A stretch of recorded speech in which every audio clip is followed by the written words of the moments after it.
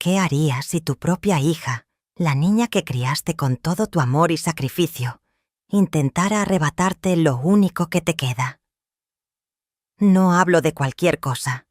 Hablo de tu hogar, el techo que levantaste con tus propias manos, las paredes que vieron crecer a tus hijos, el piso que fregaste miles de veces mientras soñabas con el día en que pudieras descansar ahí, tranquila.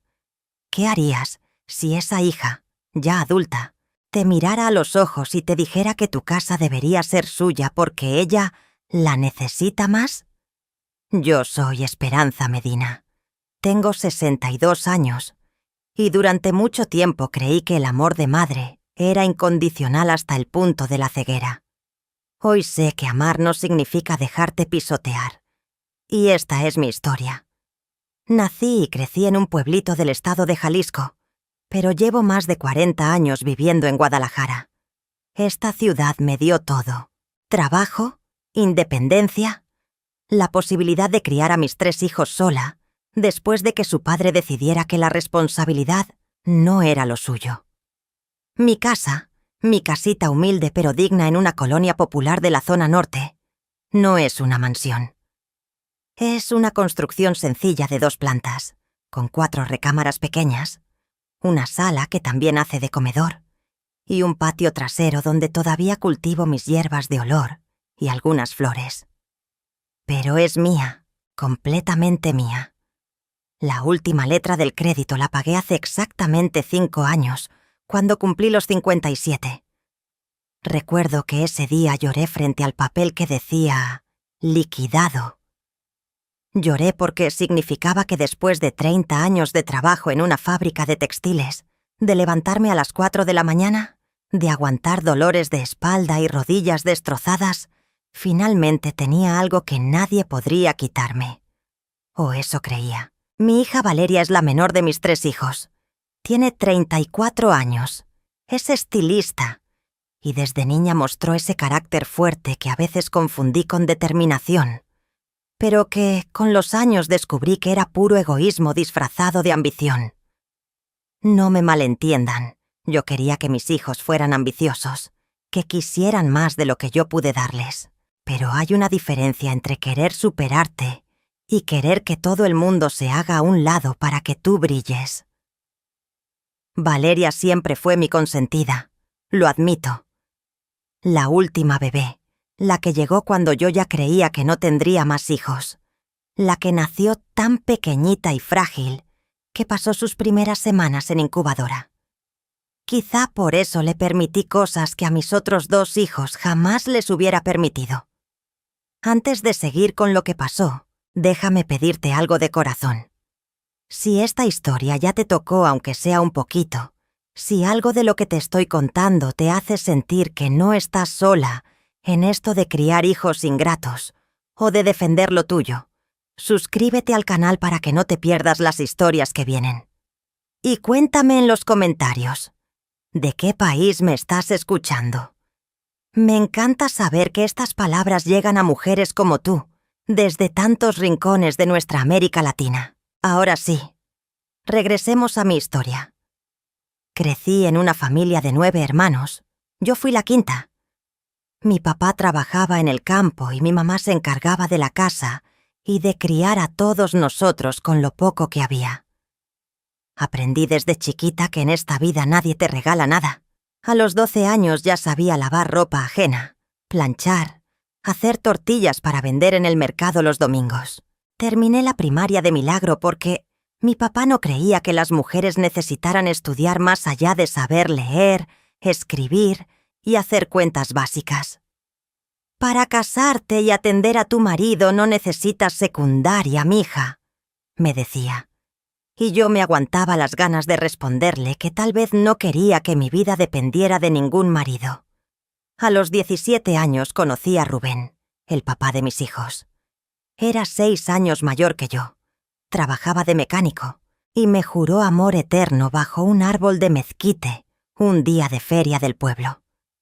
Nos casamos cuando yo tenía apenas 19. Mis papás estaban felices porque me quitaban de encima una boca menos que alimentar. Rubén no era malo. Simplemente era irresponsable. Le gustaba tomar con sus amigos más de lo que le gustaba estar en casa. Le gustaba gastar su sueldo en apuestas de gallos, más de lo que le gustaba comprar pañales para sus hijos. Cuando nació mi primer hijo, David, Rubén todavía estaba ahí, más o menos presente. Cuando nació el segundo, Jorge, ya casi no lo veía. Y cuando quedé embarazada de Valeria, Rubén me dejó una nota en la mesa de la cocina que decía: «Perdóname, Esperanza, pero esto no es para mí. Yo no nací para estar amarrado».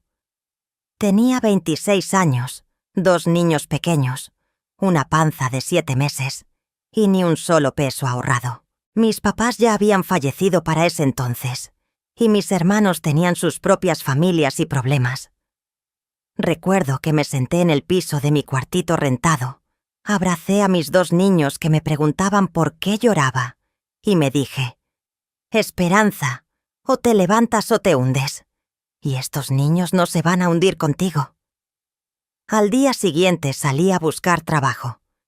Me contrataron en una fábrica textil, turno matutino, ensamblando cierres para pantalones de mezclilla. El sueldo era una miseria, pero alcanzaba para rentar, para comer frijoles y arroz todos los días, y para que una vecina me cuidara a los niños mientras trabajaba. Valeria nació 2 meses después, prematura, pesando menos de 2 kilos. Los doctores del hospital público me dijeron que tal vez no sobreviviera, que su corazón era muy débil, que sus pulmones no estaban listos. Pasé noches enteras en la sala de espera de terapia intensiva neonatal, rezando a todos los santos que conocía. Le prometí a la Virgen de Guadalupe que si mi niña vivía, yo haría todo lo que estuviera en mis manos para que nunca le faltara nada. Valeria vivió. Salió del hospital después de 3 semanas, chiquita como un muñequito, pero con un llanto fuerte que llenaba toda la casa. Y yo cumplí mi promesa. Quizá demasiado bien. Los primeros años fueron durísimos.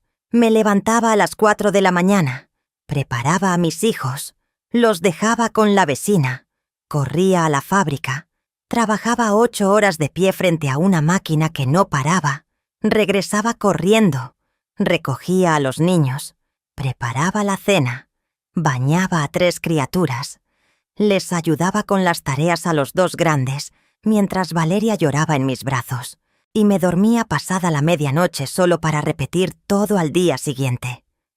Los fines de semana lavaba y planchaba ropa ajena para sacar unos pesos extra. Así pasaron 10 años. 10 años de sacrificio que me dejaron las manos ásperas, la espalda encorvada y el cabello canoso antes de los 40.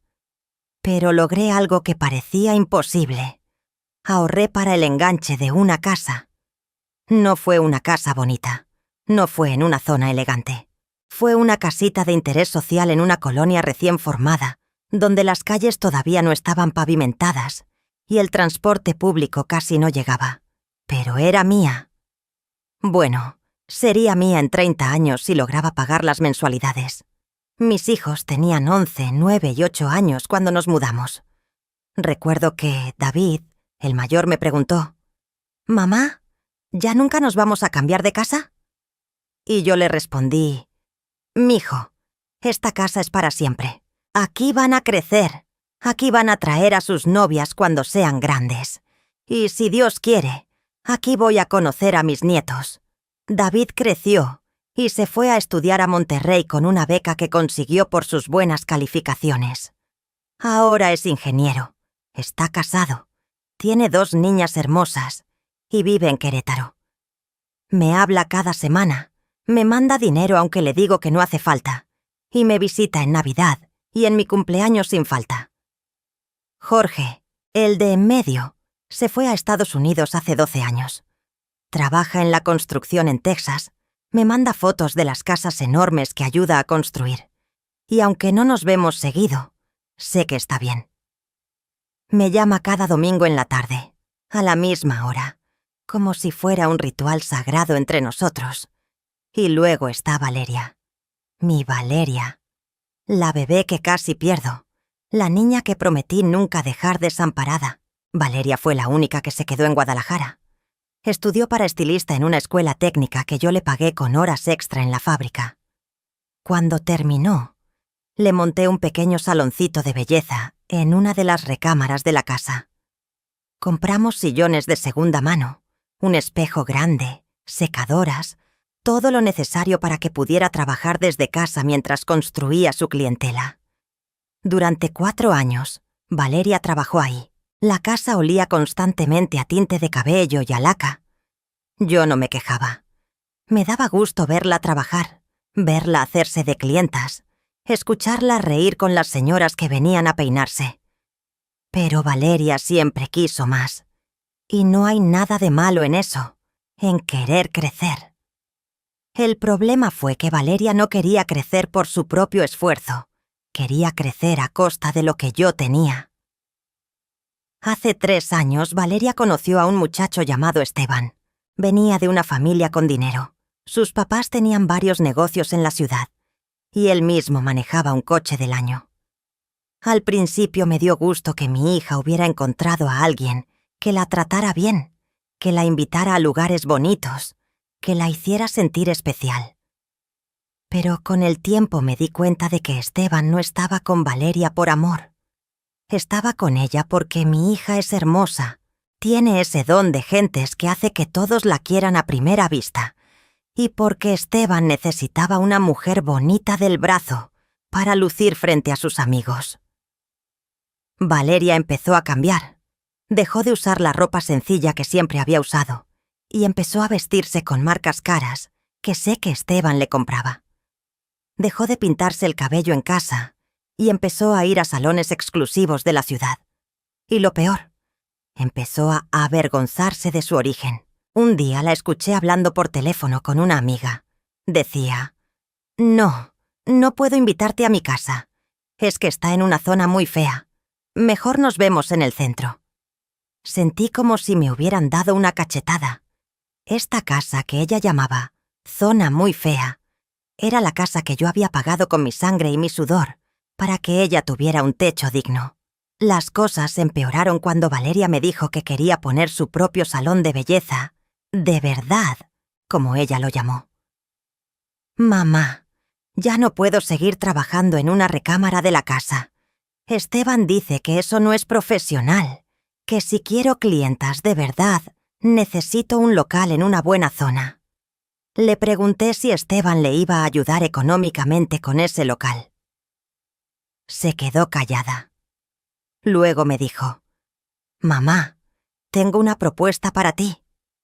Me senté en la mesa de la cocina, donde habíamos tenido tantas conversaciones a lo largo de los años, y la escuché. Valeria me propuso que yo le prestara la planta baja de la casa para que montara su salón de belleza. No la recámara donde ya trabajaba, sino la sala, el comedor, todo. Mamá, tú casi no usas la sala. Yo podría hacer mi salón aquí, ahorrarme la renta de un local, y en unos años, cuando ya esté establecida, me mudo a un lugar propio. Te prometo que te voy a pagar una renta simbólica cada mes.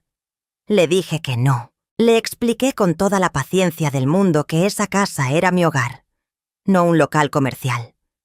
Que yo había trabajado 30 años para tener un lugar tranquilo donde llegar a descansar, no para vivir en medio de clientas entrando y saliendo todo el día.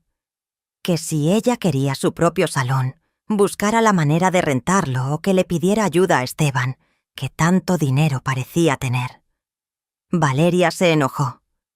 Me dijo que yo era egoísta, que ella era mi hija y que debería apoyarla. Me recordó todas las veces que ella me había ayudado cuando yo estaba enferma, aunque en realidad esas ayudas habían sido prepararme un té y traerme pastillas que yo misma había comprado. Me dijo que sus hermanos se habían ido y que ella era la única que se quedó conmigo, como si eso le diera derecho a apoderarse de mi casa. Le sostuve la mirada y le dije: Valeria, amo a mis 3 hijos por igual. A tus hermanos los dejé irse porque tenían sus propios sueños. A ti te he apoyado en todo lo que he podido, pero no voy a convertir mi casa en tu negocio. Busca otra solución. Se levantó de la mesa, me llamó egoísta otra vez y se encerró en su cuarto dando un portazo que hizo temblar las paredes. Durante las siguientes semanas, Valeria apenas me dirigía la palabra. Vivíamos en la misma casa, pero era como si fuéramos extrañas. Yo intentaba platicar con ella, preguntarle cómo le había ido en el día, pero me respondía con monosílabos. Esteban dejó de venir a la casa. Valeria pasaba la mayor parte del tiempo fuera, regresaba tarde en la noche, y cuando yo le preguntaba dónde había estado, me decía: «No soy una niña para que me estés interrogando». Un día me di cuenta de que Valeria había empezado a sacar fotos de la casa. La vi midiendo las paredes de la sala con 1 metro, tomando fotos de los espacios, haciendo anotaciones en su celular. Le pregunté qué estaba haciendo y me dijo: «Nada que te importe». Sentí un nudo en el estómago. Algo no estaba bien. Pero todavía no sabía qué tan mal se iba a poner todo. Si todavía estás aquí conmigo, es porque algo en esta historia te resuena muy hondo. Suscríbete para que estas historias lleguen siempre a ti. Aquí hay mucho más que lo que cabe en un solo video. Las señales de que algo malo estaba por pasar estuvieron ahí desde el principio. Pero yo, como madre ciega que era, no quise verlas.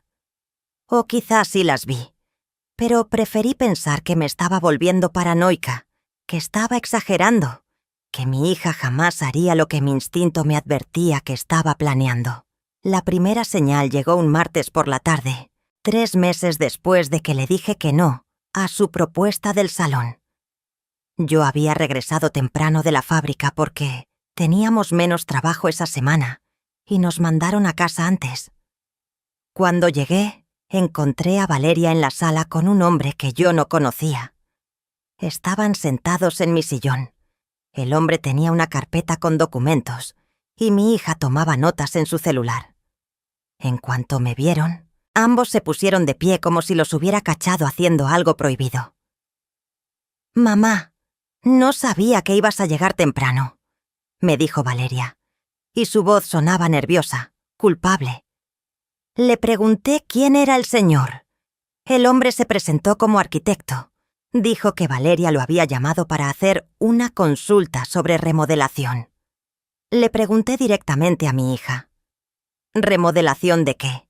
Ella se rió con esa risa falsa que ponen las personas cuando están mintiendo y me dijo: «Ay, mamá, solo estaba viendo opciones por si algún día decides arreglar la casa. Se ve muy vieja, ¿no crees?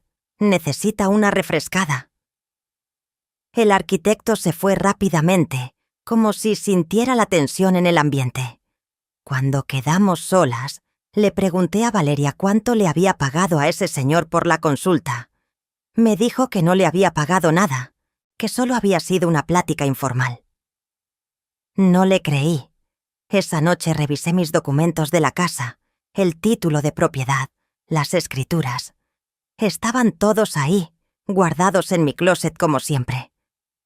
Me sentí tonta por desconfiar, pero el nudo en mi estómago no se iba. La segunda señal fue aún más clara, pero yo seguí negándome a ver lo obvio. 2 semanas después del incidente con el arquitecto, recibí una llamada del banco donde había sacado mi crédito hipotecario. La señorita que me llamó me preguntó si yo había solicitado información sobre traspasar la propiedad a un familiar. Le dije que no, que yo no había solicitado nada de eso. Me dijo que era extraño porque alguien había llamado desde mi número de teléfono fijo, haciendo esa consulta. Mi número de teléfono fijo. El teléfono que solo estaba en la casa. El teléfono que Valeria usaba cuando su celular no tenía señal. Le agradecí a la señorita y le pedí que por favor no diera información de mi cuenta a nadie que no fuera yo, en persona, con identificación oficial. Colgué el teléfono y me quedé viendo el aparato como si fuera una serpiente venenosa. Mi hija había llamado al banco haciéndose pasar por mí. Mi propia hija estaba investigando cómo quitarme mi casa. Esa noche confronté a Valeria. Le pregunté directamente si había llamado al banco. Me miró con esos ojos grandes que heredó de su abuela y me dijo: «Mamá, ¿de qué hablas? Yo no he llamado a ningún banco. ¿Por qué haría eso?» Su cara era de total inocencia. Por un momento dudé de mí misma. Quizá había sido un error del banco. Quizá alguien más había llamado y por coincidencia dieron mi número. Quizá yo estaba volviéndome loca de tanto trabajar y preocuparme. Pero entonces recordé algo que mi propia madre me había dicho cuando yo era niña.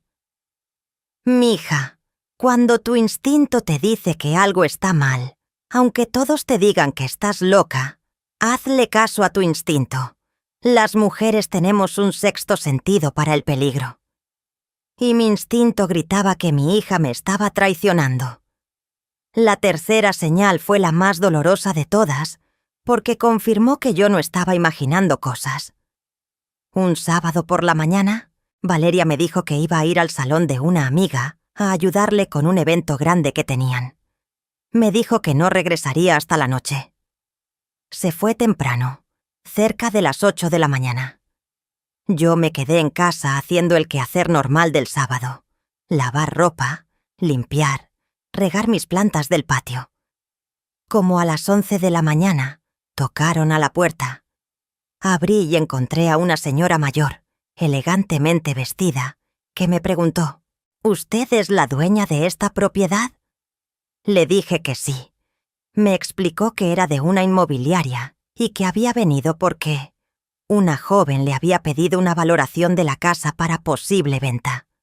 Sentí que la tierra se abría bajo mis pies. Le dije que debía haber un error, que yo no había solicitado ninguna valoración, que mi casa no estaba en venta. La señora sacó una libretita de su bolsa y leyó: «Valeria Medina Olvera me llamó el jueves pasado y me pidió que viniera el sábado a valorar la propiedad. ¿Ella no vive aquí?» Le expliqué que Valeria era mi hija, que ella no era dueña de la casa y que yo no tenía ninguna intención de vender. La señora se disculpó muchísimo. Dijo que había sido un malentendido y se fue. Me quedé parada en la puerta de mi casa, temblando de la rabia y el dolor. Mi hija no solo estaba investigando cómo quitarme la casa, estaba activamente tratando de venderla. Cuando Valeria regresó esa noche, le mostré la tarjeta de presentación que la señora de la inmobiliaria me había dejado. Le pregunté qué significaba eso. Me dijo que la señora estaba confundida, que ella nunca había llamado a ninguna inmobiliaria. Le dije: «Valeria, dame tu celular». Se negó. Le dije: «Si no tienes nada que esconder, dame tu celular ahorita mismo». Se puso a llorar. Me dijo que yo era una madre abusiva, que no confiaba en ella, que la trataba como si fuera una criminal. Pero yo ya no era la misma mujer que se dejaba manipular con lágrimas. Le dije: «Valeria, esto se acabó. O me dices la verdad ahorita mismo, o buscas dónde vivir, porque no voy a seguir compartiendo mi techo con alguien que está tramando robarme lo único que tengo». Se limpió las lágrimas. Me miró con un odio que nunca había visto en sus ojos y me dijo: «Está bien, mamá. ¿Quieres saber la verdad? La verdad es que esta casa está desperdiciada contigo. Tú ya estás vieja, ya trabajaste, ya deberías estar pensando en irte a un asilo o a vivir con alguno de mis hermanos. Esta casa podría valer mucho dinero si se vendiera. Yo podría usar ese dinero para abrir mi salón de belleza como Dios manda, y tú podrías vivir tranquila en un lugar donde te cuiden». Me quedé sin palabras. Mi propia hija, la bebé que casi pierdo, me estaba diciendo que me fuera a un asilo para que ella pudiera quedarse con mi casa. Le pregunté: «¿Y qué hay de Esteban? ¿Él no puede ayudarte con tu negocio?». Se rió amargamente. «Esteban y yo terminamos hace 2 semanas. ¿Sabes por qué? Porque cuando le pedí que me ayudara a poner mi salón, me dijo que él no iba a invertir en una estilista que trabaja en la sala de su mamá. Que eso no es profesional. Que si yo de verdad fuera seria con mi carrera, ya tendría mi propio local. Ahí estaba la verdad. Valeria no me quería quitar la casa por ambición solamente. Me la quería quitar porque su novio ricachón la había dejado por pobre, por no tener un negocio de verdad, y ella necesitaba demostrarle a él y al mundo que ella sí era alguien. Y la manera más rápida que encontró fue robándome a mí. La cuarta señal llegó cuando menos me lo esperaba. Una tarde, mientras Valeria estaba fuera, recibí la visita de mi hijo David. Venía de sorpresa desde Querétaro. Dijo que tenía unos días libres y quería verme. Nos sentamos a tomar café en la cocina y le conté todo lo que había pasado. David se puso furioso. Me dijo que él hablaría con Valeria, que no podía permitir que tratara a su madre así. Le pedí que no lo hiciera, que yo iba a manejar la situación. Pero David es terco como su abuelo, y no me hizo caso. Cuando Valeria llegó esa noche, David la estaba esperando. La confrontó directamente. ¿Es cierto que estás intentando quitarle la casa a mamá? Valeria negó todo. Le dijo a su hermano que yo estaba inventando cosas, que estaba senil, que probablemente me estaba volviendo loca de la edad. David no le creyó. Le dijo: Valeria, mamá no está loca. Tú siempre has sido la consentida, la que recibió más de lo que merecías, y ahora le pagas así. Deberías darte vergüenza. Valeria explotó. Les gritó a los dos que estábamos en su contra, que nadie la apoyaba, que ella solo quería salir adelante y que nosotros éramos los egoístas por no ayudarla. David le respondió: salir adelante no significa robarle a tu mamá. Salir adelante significa trabajar duro como ella trabajó toda su vida. Pero tú no sabes lo que es eso, porque mamá te dio todo regalado. Esa noche David durmió en la casa. Al día siguiente, antes de regresar a Querétaro, me dijo: mamá, cambia las cerraduras. Valeria tiene llaves de la casa y no confío en ella. Cámbialas hoy mismo. Le prometí que lo haría. La quinta señal fue la más aterradora. Una semana después de la visita de David, estaba yo organizando mis documentos cuando noté que faltaba algo. El título de propiedad de la casa no estaba donde yo siempre lo guardaba. Revisé toda mi habitación. Revisé todos los cajones, todos los rincones. No estaba. Mi corazón latía tan rápido que pensé que me daría un infarto. Fui directamente a la habitación de Valeria. Entré sin tocar.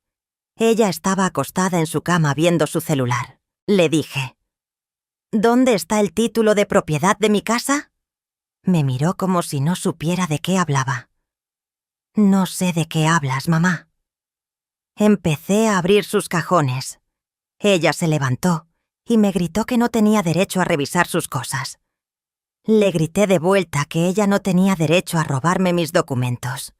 No encontré nada en su habitación. Pero cuando salí, vi su bolsa colgada en el respaldo de una silla de la sala. La abrí. Ahí estaba, el título de propiedad de mi casa, doblado dentro de una carpeta junto con otros papeles que reconocí como copias de mis identificaciones. Valeria había fotocopiado mi credencial de elector, mi acta de nacimiento, todo. Cuando le mostré lo que había encontrado, ya ni siquiera intentó negarlo. Me dijo: mamá, solo estaba cuidando los documentos importantes. Tú eres muy descuidada. Se te pueden perder. Le temblaba la voz. Le dije: Valeria, tú no eres mi secretaria ni mi guardiana. Estos documentos son míos y los quiero de vuelta ahora. Me entregó la carpeta, pero en sus ojos vi algo que me heló la sangre. Resentimiento puro. La sexta señal confirmó que Valeria no estaba sola en esto. Un día recibí una llamada de un número desconocido. Era una voz de hombre, formal, que se presentó como notario público. Me dijo que me llamaba para confirmar una cita que yo había agendado para tramitar un poder notarial a favor de su hija Valeria Medina. Le dije que yo no había agendado ninguna cita. Hubo un silencio largo. Luego el notario me dijo: señora, alguien llamó desde este número hace 3 días y agendó esta cita. ¿Usted no fue? Le confirmé que no había sido yo. Le pregunté quién había llamado. Me dijo que había sido una voz de mujer joven que se identificó como Esperanza Medina. Le agradecí y cancelé la cita que yo nunca había hecho. Valeria había llamado haciéndose pasar por mí para agendar una cita con un notario. Un poder notarial. Si yo hubiera firmado eso, Valeria habría podido vender mi casa sin que yo me diera cuenta hasta que fuera demasiado tarde. Esa noche, después de esa llamada, tomé una decisión. No iba a seguir esperando a que Valeria lograra robarme. Tenía que actuar, pero tenía que hacerlo bien. Necesitaba protegerme legalmente de mi propia hija. La séptima señal fue la gota que derramó el vaso. Valeria me dijo que se iría de vacaciones con unas amigas a Puerto Vallarta. Estarían fuera una semana. Me pareció extraño porque Valeria nunca había mencionado tener dinero ahorrado para vacaciones, pero no dije nada. Pensé que tal vez Esteban había vuelto con ella, o que sus amigas le estaban pagando el viaje. El día que se fue, me abrazó en la puerta y me dijo: «Mamá, cuando regrese, quiero que hablemos en serio sobre nuestro futuro. Creo que podemos llegar a un acuerdo que nos beneficie a las dos». Asentí, pero en mi corazón sabía que ese acuerdo sería otro intento de quitarme mi casa. Lo que Valeria no sabía era que yo también tenía un plan que había estado preparando en secreto durante las últimas 3 semanas. La octava y última señal llegó 2 días después de que Valeria se fuera. Estaba yo limpiando su habitación, porque por más enojada que estuviera, seguía siendo mi hija, y yo seguía haciendo el quehacer de toda la casa, cuando encontré debajo de su colchón una carpeta escondida. La abrí.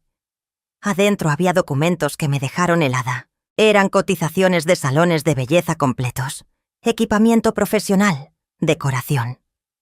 Pero lo que más me impactó fue un documento escrito a mano por Valeria, una especie de plan de negocios donde explicaba cómo conseguiría el dinero inicial.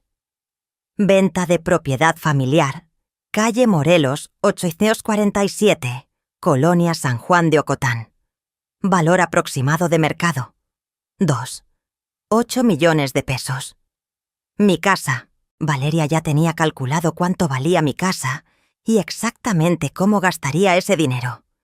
Había planos de su salón de belleza soñado, listas de empleados que contrataría, hasta un nombre para su negocio: Valeria's Beauty Lounge. Todo financiado con el robo de la casa de su madre. Cerré la carpeta y la volví a poner donde la había encontrado. No quería que Valeria supiera que yo la había descubierto. Todavía no. Ahora llega la parte de mi historia que quizá te haga sentir lo mismo que yo sentí cuando finalmente entendí lo que tenía que hacer. Ese momento en que el miedo se transforma en algo más fuerte, determinación pura. Si estás pasando por algo parecido, si alguien está intentando arrebatarte lo que te costó toda una vida construir, quiero que sepas algo. No estás sola. Y hay caminos. Hay maneras de defenderte que son legales, dignas y efectivas. Para las mujeres que necesitan más que palabras de aliento, que necesitan compañía en este proceso de defender lo suyo, creé algo especial. En la descripción de este video y en el primer comentario fijado, vas a encontrar el acceso a los libros del canal. No son libros de autoayuda genéricos que te dicen que todo va a estar bien, sin darte herramientas reales. Son compañía real, historias de mujeres como tú y como yo, que dijimos hasta aquí, y guías para cuando necesitas recordar que tienes todo el derecho del mundo de proteger lo que es tuyo. Si algo de lo que has escuchado hoy te llegó al corazón, date el regalo de llevar eso contigo. El link está esperándote. Ahora sí, déjame contarte cómo convertí el dolor de la traición en el poder de la acción. Esa misma tarde, mientras Valeria estaba de vacaciones creyendo que tenía todo bajo control, yo salí de mi casa con una carpeta llena de documentos y una determinación que no había sentido en años. Mi primera parada fue el banco.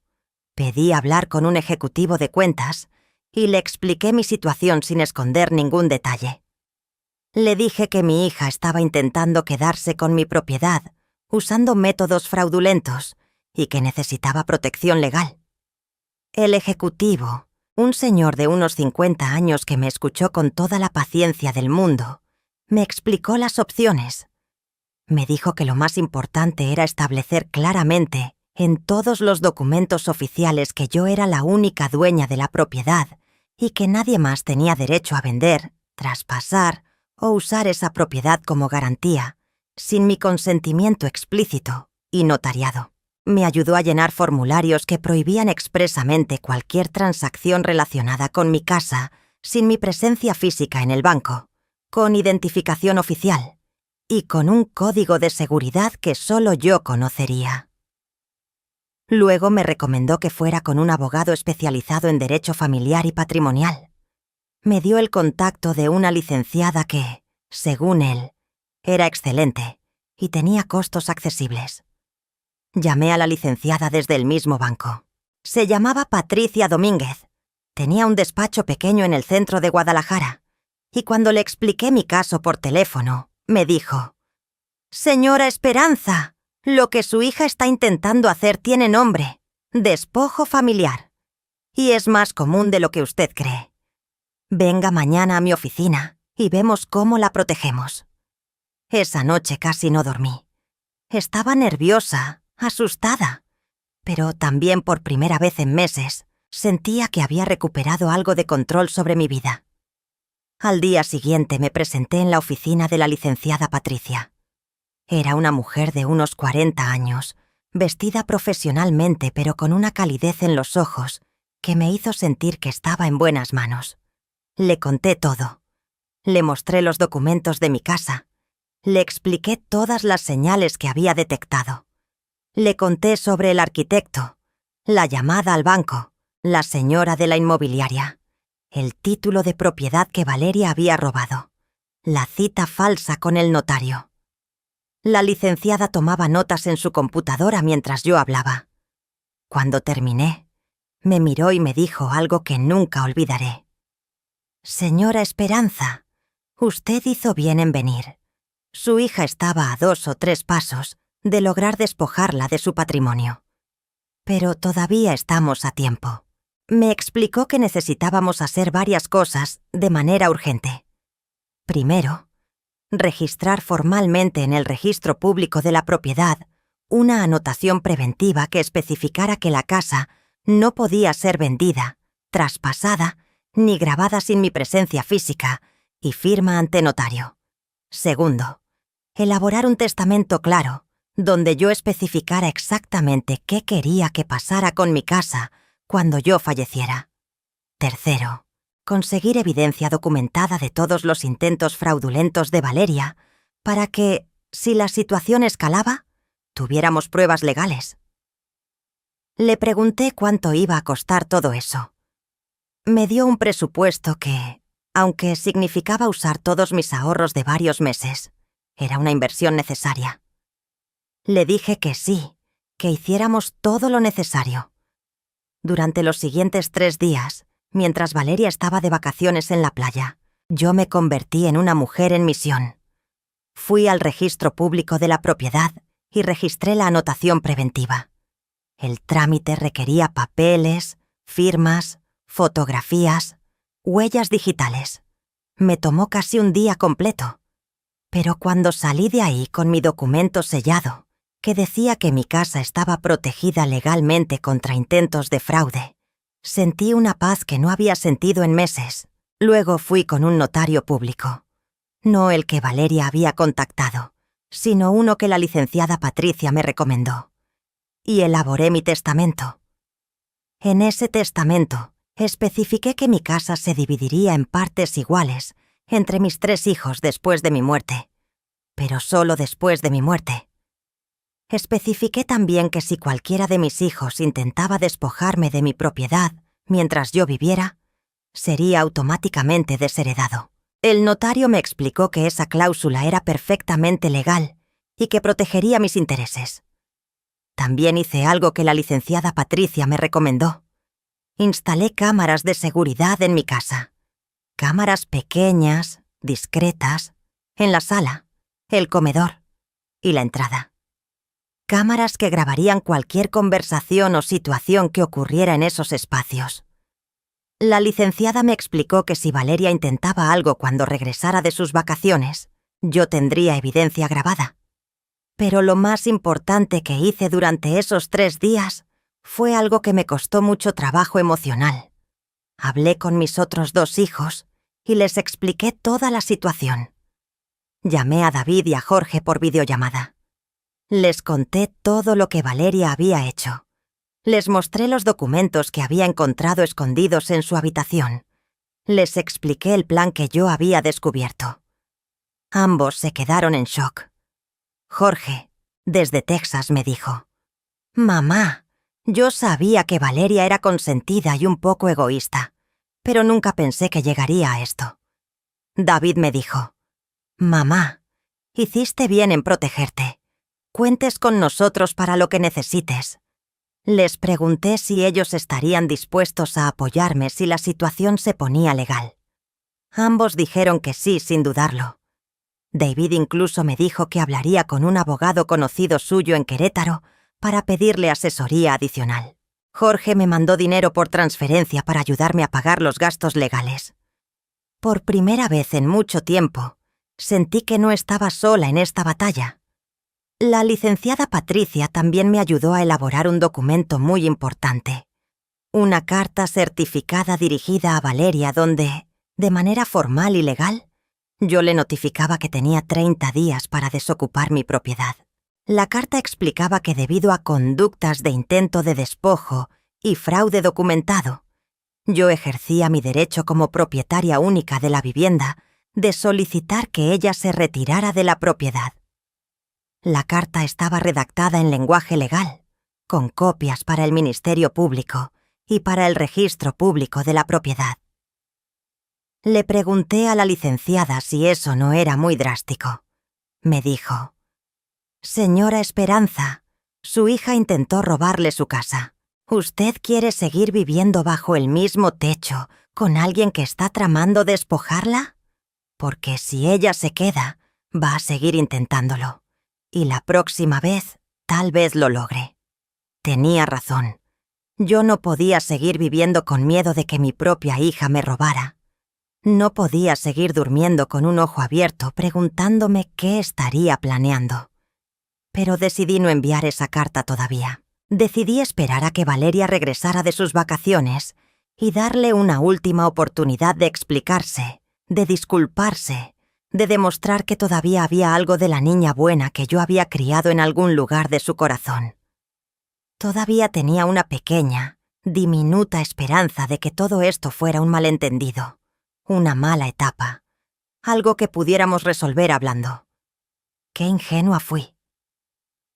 El día que Valeria regresó de Puerto Vallarta, llegó a la casa bronceada, relajada, con una sonrisa en la cara.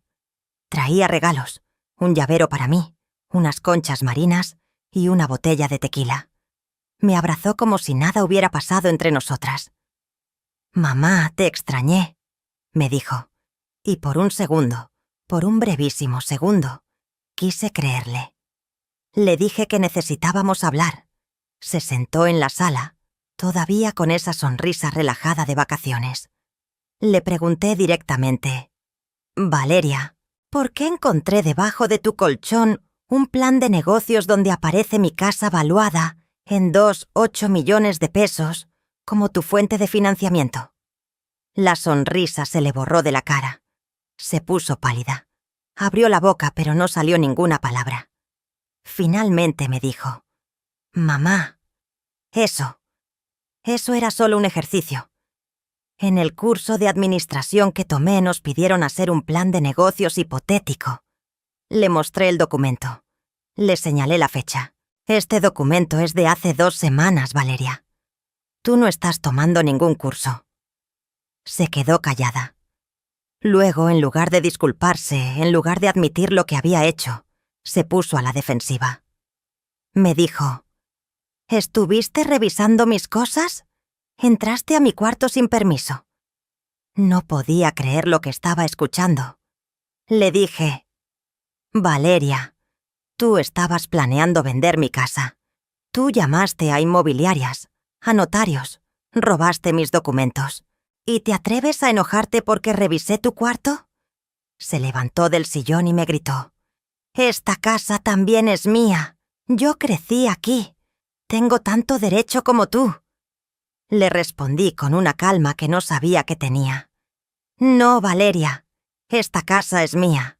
Yo la pagué durante 30 años mientras tú eras una niña.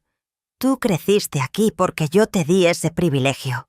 Pero no tienes ningún derecho legal sobre esta propiedad hasta que yo muera y se ejecute mi testamento. Y si sigues por este camino, ni siquiera entonces.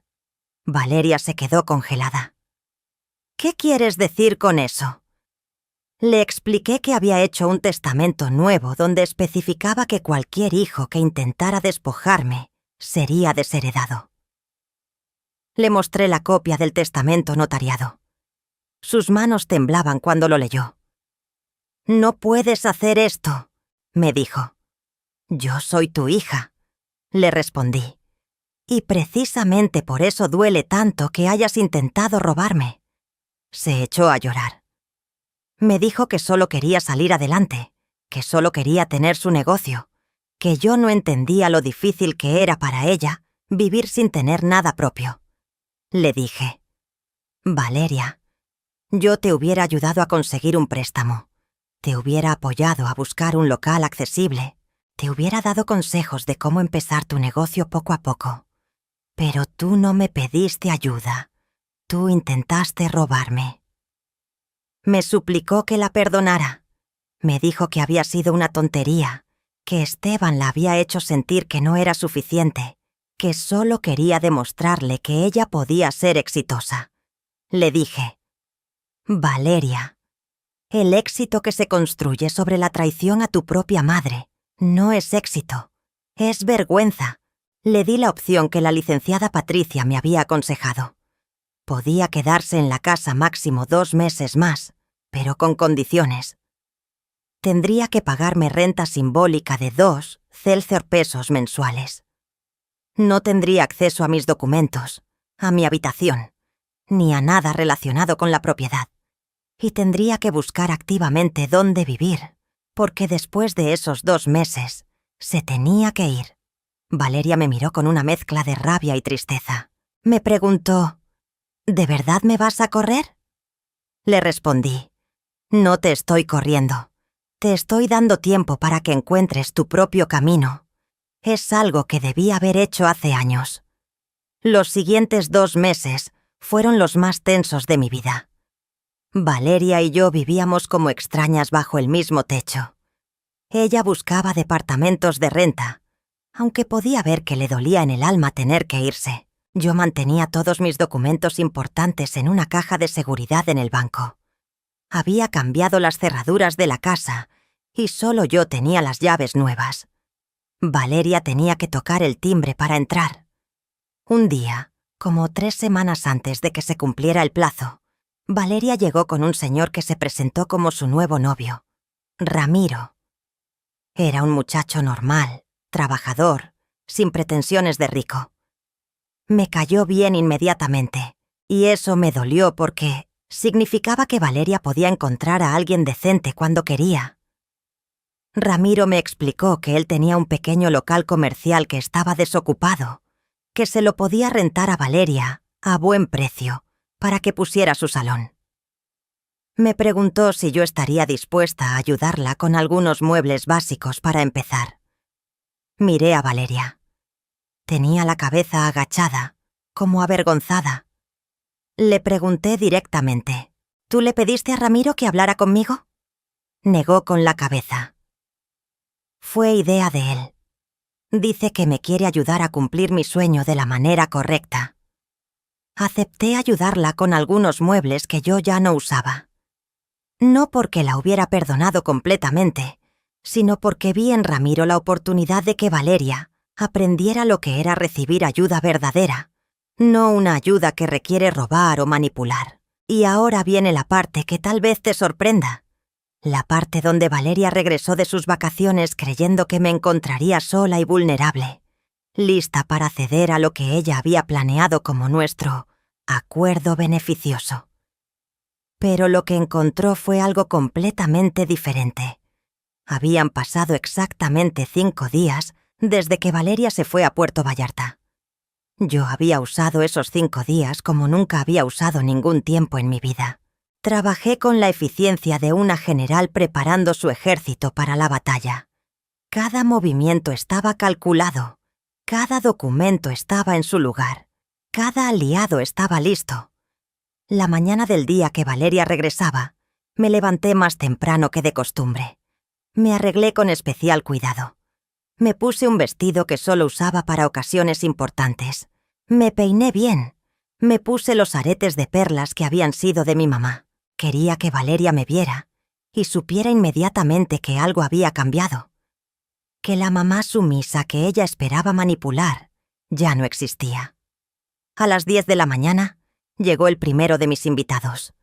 El licenciado Ruiz, un abogado especialista en derecho inmobiliario que la licenciada Patricia me había presentado. Era un señor de unos 60 años, con lentes, traje formal y un maletín de cuero gastado por los años. Le ofrecí café y nos sentamos en la sala. Le expliqué que mi hija llegaría en cualquier momento y que necesitaba que él estuviera presente como testigo legal de lo que estaba por suceder.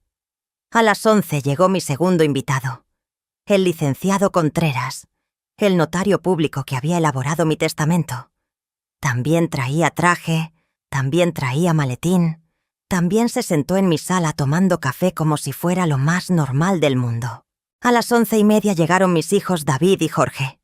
David había tomado un vuelo express desde Querétaro esa misma mañana. Jorge había llegado la noche anterior desde Texas. Era la primera vez en 2 años que regresaba a México y lo hacía para apoyar a su mamá. Los 3 nos abrazamos en la puerta de la casa. Ellos me preguntaron si estaba segura de querer hacer esto. Les dije que nunca había estado más segura de nada en mi vida. A las 12 del día llegó mi última invitada. Refugio. Mi mejor amiga desde hace 30 años. La mujer que me conocía mejor que nadie en el mundo. Le había pedido que viniera porque necesitaba a alguien que me recordara por qué estaba haciendo esto, si en algún momento me debilitaba. Cuando Valeria abrió la puerta de la casa a las 2 de la tarde, bronceada y relajada, con su maleta de vacaciones y esa sonrisa de quien cree que todo está bajo control, se encontró con una escena que nunca esperó. Su mamá sentada en la sala, rodeada de 2 abogados de traje, sus 2 hermanos y una señora mayor que ella conocía como mi mejor amiga. Todos la mirábamos en silencio. La sonrisa se le congeló en la cara. Soltó la maleta. ¿Qué? ¿Qué está pasando? Su voz sonaba pequeña, asustada. Le dije con una calma que me sorprendió a mí misma. Valeria, siéntate por favor. Tenemos que hablar. Se sentó en el sillón individual, el único que quedaba libre. Parecía una niña regañada, pero yo ya no sentía lástima. Sentía algo mucho más poderoso. Certeza. El licenciado Ruiz fue el primero en hablar. Le explicó a Valeria que durante su ausencia, yo había tomado medidas legales para proteger mi propiedad. Le mostró la documentación del registro público de la propiedad, donde constaba que la casa tenía una anotación preventiva que impedía cualquier transacción sin mi presencia física. Le explicó que eso significaba que aunque ella consiguiera falsificar mi firma o engañar a algún notario corrupto, la venta no sería válida. Valeria me miraba con los ojos cada vez más grandes. «Mamá, yo no iba a...». Levanté mi mano para que se callara. Le dije, «Valeria, no insultes mi inteligencia. Encontré tu plan de negocios. Sé que contactaste a inmobiliarias. Sé que llamaste al banco haciéndote pasar por mí. Sé que robaste mis documentos. Por favor, no me mientas más». El licenciado Contreras, el notario, fue el siguiente en hablar. Le explicó que yo había elaborado un testamento nuevo donde se especificaba claramente la distribución de mi patrimonio. Le leyó la cláusula de desheredación para intentos de despojo. Valeria se puso pálida cuando escuchó eso. Luego habló David. Mi hijo mayor, el ingeniero serio y formal, le dijo a su hermana: Valeria, mamá trabajó 30 años para pagar esta casa. 30 años de levantarse a las 4 de la mañana, de aguantar dolores, de sacrificar sus sueños para que nosotros creciéramos con un techo. Y tú querías quitársela como si fuera cualquier cosa.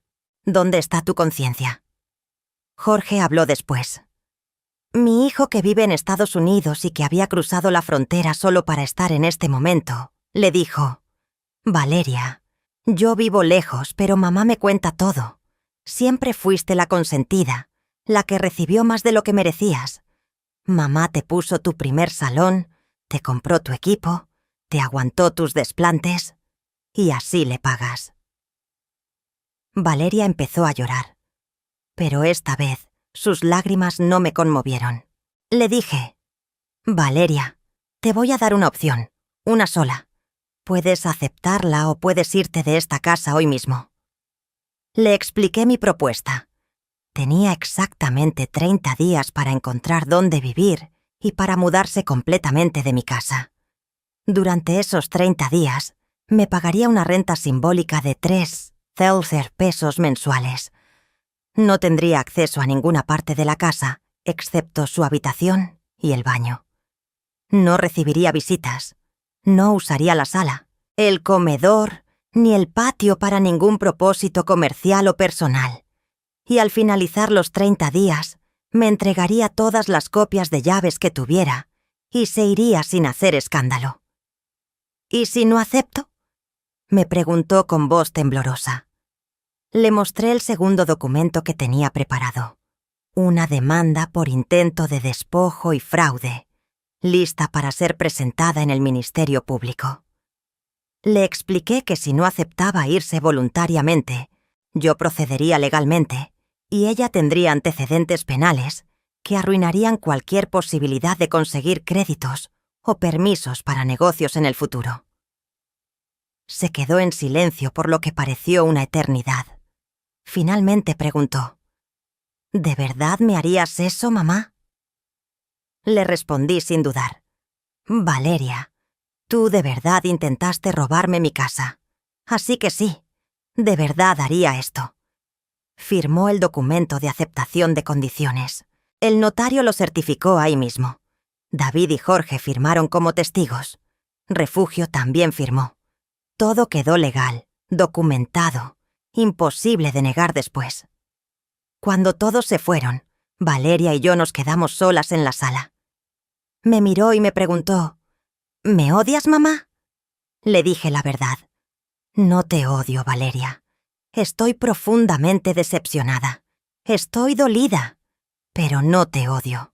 Porque una madre no puede odiar a su hija, pero una madre tampoco puede permitir que su hija la destruya. Celebrar la justicia cuando viene de tu propio dolor es algo extraño. No es alegría pura. Es más bien un alivio mezclado con tristeza, porque sí, gané. Protegí mi casa, puse límites, me defendí. Pero tuve que hacerlo contra mi propia hija, y eso deja cicatrices que ninguna victoria legal puede borrar. Aquí quiero hacer una pausa para recordarte algo importante. Si llegaste hasta este punto de la historia, es porque algo en ti se identifica con esta lucha. Tal vez estás pasando por algo similar. Tal vez alguien en tu familia está intentando aprovecharse de ti. O tal vez simplemente reconoces ese momento en que una mujer dice: «Ya basta», y decide defenderse. Para las mujeres que necesitan ese recordatorio constante de que merecen respeto, de que merecen defender lo suyo, de que nunca es tarde para poner límites, tengo algo que puede acompañarte más allá de esta historia. Los libros del canal no son solo palabras bonitas. Son herramientas reales para esos días en que dudas si hiciste bien, para esas noches en que te preguntas si fuiste demasiado dura, para esos momentos en que necesitas que alguien te diga, lo hiciste bien. Protegerte no es egoísmo, es supervivencia. El link está en la descripción del video y en el primer comentario fijado. Está ahí para cuando lo necesites, no para cuando te sientas fuerte, sino especialmente para cuando te sientas débil. Ahora déjame contarte qué pasó durante esos 30 días que le di a Valeria, porque no todo fue amargo. Los primeros días después de la confrontación fueron incómodos. Valeria se encerraba en su cuarto, salía solo para ir al baño o para calentar algo de comer en la cocina. No hablábamos.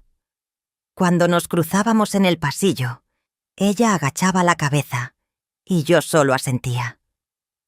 La casa se sentía pesada, como si las paredes cargaran todo el dolor que ambas sentíamos.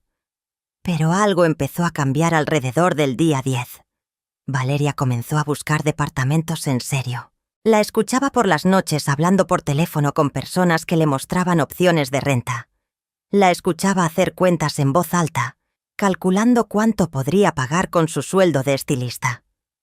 Por primera vez en su vida, Valeria estaba siendo responsable de su propio futuro, sin esperar que alguien más le resolviera todo. Un día, como 2 semanas después de la confrontación, tocó la puerta de mi habitación. Le dije que pasara. Entró con la cabeza gacha, las manos entrelazadas frente a ella, y se sentó en la orilla de mi cama. «Mamá, necesito hablar contigo», me dijo. Le dije que la escuchaba. Y entonces Valeria hizo algo que nunca esperé. Me pidió perdón de verdad, no un perdón manipulador para conseguir algo, un perdón real, con lágrimas verdaderas, con voz quebrada. «Mamá, estuve pensando mucho en estos días», me dijo, «y me di cuenta de que tenías razón. Yo siempre esperé que todo me lo dieran. Cuando papá se fue, tú te mataste trabajando para que no nos faltara nada, y yo nunca te lo agradecí. Cuando crecí y quise mi negocio, en lugar de trabajar por él, intenté robarte lo que tú habías construido. Soy una pésima hija, y me merezco que me corras». Le pregunté si eso era todo lo que quería decirme. Negó con la cabeza. «También quiero decirte que encontré un departamento. Es pequeño, está en una zona no muy bonita, pero alcanza mi presupuesto. Y Ramiro, el chavo que te presenté, me va a rentar un local para mi salón. Es chiquito, pero es mío. O sea, es rentado, pero es mío, en el sentido de que yo lo voy a pagar con mi trabajo». Sentí algo que no había sentido en mucho tiempo hacia Valeria. Orgullo. Le dije, «Eso es bueno, mija. Eso es lo que deberías haber hecho desde el principio». Me preguntó si podría ayudarla a mudarse cuando llegara el día. Le dije que sí, que por supuesto que la ayudaría. Los siguientes días Valeria y yo no volvimos a ser madre e hija cercanas como antes, pero sí recuperamos algo de respeto mutuo. Ella empezó a pagarme la renta puntualmente el primer día de cada semana que pasaba ahí. Me preguntaba si necesitaba ayuda con algo de la casa. Una tarde me encontró lavando la ropa y sin que le dijera nada, se puso a ayudarme a tender. El día 28, 2 días antes de que se cumpliera el plazo de los 30 días, Valeria ya había empacado todas sus cosas. Había rentado una pequeña camioneta de mudanzas. Ramiro vino a ayudarla. David también vino desde Querétaro. Dijo que quería despedirse de su hermana y asegurarse de que todo terminara en paz. La mañana del día 30, Valeria salió de la casa. Yo estaba en la puerta viéndola cargar las últimas cajas. Cuando terminó, se acercó a mí. Me abrazó y me dijo algo que me hizo llorar. «Mamá, gracias por no dejarme robar tu casa, porque si me hubieras dejado, hoy yo sería una ladrona y tú serías una víctima, y ninguna de las dos merecemos ser eso». Le devolví el abrazo.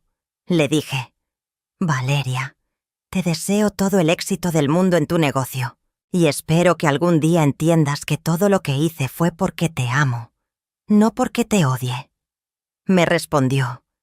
Ya lo entiendo, mamá. Me tardé 34 años, pero ya lo entiendo. Se fue. Vi la camioneta alejarse por la calle. David estaba a mi lado. Me puso una mano en el hombro y me dijo: «Mamá, hiciste lo correcto». Le respondí: «Sí, mijo, lo sé». Pasaron 6 meses después de que Valeria se fue de la casa. Fueron meses extraños. Por un lado, la casa se sentía vacía. Ya no olía a tinte de cabello ni a laca. Ya no escuchaba su música, sus risas cuando hablaba por teléfono, sus pasos subiendo las escaleras. Pero por otro lado, la casa se sentía mía de una manera que nunca antes había sentido. Era mi espacio, mi refugio, mi logro. Y nadie podría quitármelo. Valeria y yo hablábamos por teléfono una vez por semana, los domingos. Conversaciones cortas, cordiales, donde ella me contaba cómo iba su salón y yo le contaba cómo iba mi vida. No era la relación cercana que habíamos tenido cuando ella era niña, pero era una relación honesta, y eso valía más. Un domingo Valeria me llamó y su voz sonaba diferente, emocionada. «Mamá, ¿puedes venir a mi salón mañana? Quiero enseñarte algo». Le dije que sí, que iría. Cuando llegué al local que Ramiro le rentaba, me quedé sorprendida. Valeria había transformado ese espacio pequeño en un salón de belleza precioso. Tenía 3 sillones profesionales, espejos grandes con luces alrededor, decoración moderna pero acogedora. Y lo más importante, tenía clientas. Había 2 señoras esperando su turno y una muchacha joven que Valeria estaba peinando. «Mamá, te presento a Daniela, mi primera empleada», me dijo Valeria con orgullo. La muchacha me saludó tímidamente. Valeria me contó que acababa de contratar a Daniela porque el negocio estaba creciendo y ya no se daba abasto sola. Me mostró su libreta de citas. Estaba llena para las siguientes 2 semanas. Le pregunté cómo había logrado conseguir tantas clientas. Me explicó que al principio había sido difícil, que casi no tenía citas, que pensó que no iba a funcionar. Pero luego Ramiro le sugirió que ofreciera promociones para clientas nuevas, que hiciera publicidad en grupos de Facebook de la colonia, que se asociara con una tienda de productos de belleza cercana para que se recomendaran mutuamente. Valeria siguió todos esos consejos y poco a poco el negocio despegó. «Lo mejor de todo, mamá», me dijo mientras sus ojos brillaban, «es que esto es mío, de verdad mío. Lo construí yo, con mi trabajo, con mi esfuerzo. Y nadie puede decirme que se lo debo a otra persona». Sentí que mi corazón se llenaba de algo cálido. Le dije: «Valeria, estoy muy orgullosa de ti». Se le llenaron los ojos de lágrimas. Me abrazó ahí mismo, en medio de su salón, frente a sus clientas. «Gracias por no dejarme tomar el camino fácil, mamá. Gracias por obligarme a crecer». 2 meses después de esa visita, Valeria me invitó a cenar a su departamento. Era la primera vez que yo iba a su nuevo hogar. Era un departamento pequeño de un dormitorio, en un edificio viejo, en una colonia sencilla.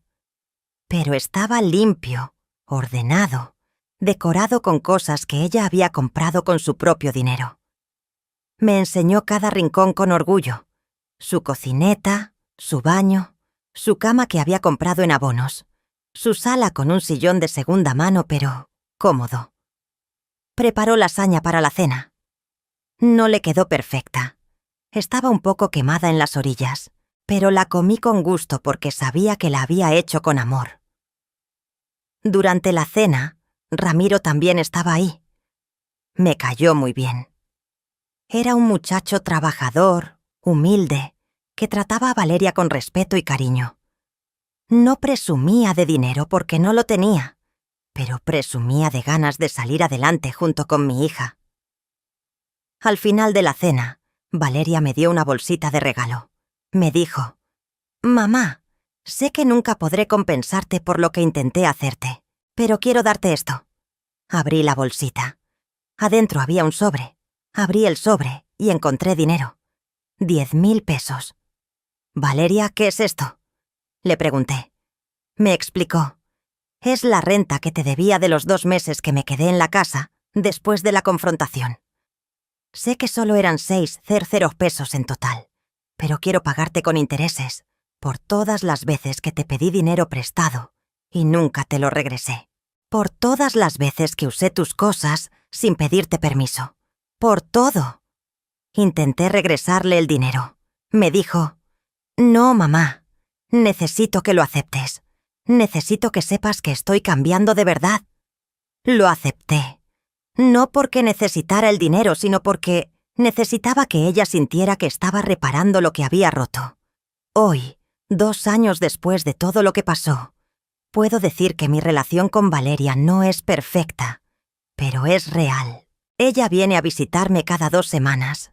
A veces trae comida, a veces viene solo a platicar, a veces viene a pedirme consejos sobre su negocio. Ya no intenta manipularme, ya no espera que yo le resuelva la vida. Simplemente viene como una hija que quiere pasar tiempo con su mamá. Su salón de belleza sigue creciendo. Acaba de rentar el local de al lado para expandirse. Ahora tiene 4 empleadas y está pensando en abrir un segundo local en otra colonia. Todo lo hace con su propio dinero, con créditos que ella misma tramitó, con esfuerzo genuino. Ramiro y ella se comprometieron hace 6 meses. Me enseñó el anillo, sencillo pero bonito. Me preguntó si estaría de acuerdo con que se casaran. Le dije: «Valeria, ya no necesitas mi permiso para vivir tu vida, pero sí tienes mi bendición. La boda será en 3 meses. Me pidió que la acompañe a comprar su vestido. Dijo que quiere algo sencillo, que todo el dinero que ahorre en la boda lo vas a invertir en su segundo local». Me reí. Le dije: «Mira nada más. Mi hija pensando en inversiones en lugar de en lujos. ¿Quién lo diría? Mi casa sigue siendo mía. Sigo viviendo aquí, en estas paredes que me vieron luchar, llorar, crecer, defenderme. David viene a visitarme cada 2 meses con su familia. Mis nietas llenan la casa de risas y gritos. Jorge viene una vez al año, pero hablamos cada semana sin falta. Y yo, Esperanza Medina, ahora de 64 años, sigo siendo la dueña de mi vida, de mi casa y de mis decisiones. Aprendí que amar a tus hijos no significa dejarte destruir por ellos. Aprendí que poner límites no es egoísmo, es supervivencia. Aprendí que nunca es tarde para defenderte, sin importar quién sea la persona de la que te tengas que defender. Antes de despedirme, quiero pedirte unas últimas cosas de corazón. Primero, si esta historia te llegó, si sentiste aunque sea un poquito de lo que yo sentí, dale me gusta. Ese botón es tu manera de decirles a otras mujeres que estas historias existen, que no están solas en sus batallas.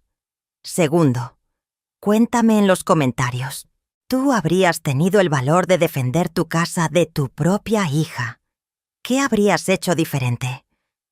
Me encanta leer tus respuestas porque cada una me enseña algo nuevo sobre la fuerza que tenemos las mujeres.